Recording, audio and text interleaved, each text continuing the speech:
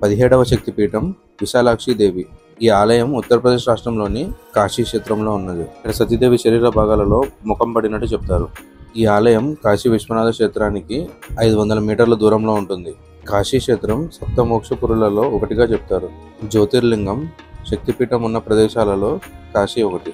ఈ ఆలయం చిన్న సందులో ఉన్నట్టు ఉంటుంది. మనం వెతుక్కుంటూ పోవాల్సి వస్తుంది. స్థానికుల్ని అడిగితే విశాలాక్షి దేవి గుడికి దారి చూపిస్తారు. ఇక్కడ శంకరాచార్యులు శ్రీచక్రాన్ని ప్రదర్శించినట్టుగా చెప్తారు. మిగతా ఆలయాల్లో మనకి మామూలుగా శ్రీచక్రాన్ని తాకనివ్వరు, కానీ కాశీ విశాలాక్షి దేవి ఆలయంలో మనం శ్రీచక్రాన్ని స్పర్శించి దర్శించుకునే అవకాశం ఉంటుంది. అమ్మవారి కళ్ళు పెద్దగా ఉండడంతో విశాలాక్షి అని పిలుస్తారు. కాశీ విశాలాక్షి, కంచి కామాక్షి దేవి, మధురైలో మీనాక్షి దేవి, ఈ 3 ఆలయాల్ని అక్షిత్రయం అని పిలుస్తారు. విశాలాక్షి దేవి ఆలయంలో మామూలుగా మనకి 2 విగ్రహాలు ఉంటాయి. అమ్మవారి ప్రధాన విగ్రహం, దాని వెనకాల విశాలాక్షి దేవి స్వయంభూ విగ్రహం ఉంటుంది. సాధారణంగా ఈ విగ్రహాన్ని మనల్ని చూడనివ్వరు. మీలో ఎవరికైనా కుదిరితే దర్శించుకోండి. తెలుగు రాష్ట్రాల నుంచి మనకి ఆలయానికి చేరుకోవడానికి డైలీ, వీక్లీ ట్రైన్స్ అందుబాటులో ఉన్నాయి. మీలో ఎంతమంది కాశీ విశాలాక్షి దేవిని దర్శించుకున్నారో కామెంట్ రూపంలో తెలియజేయండి. Thanks for watching.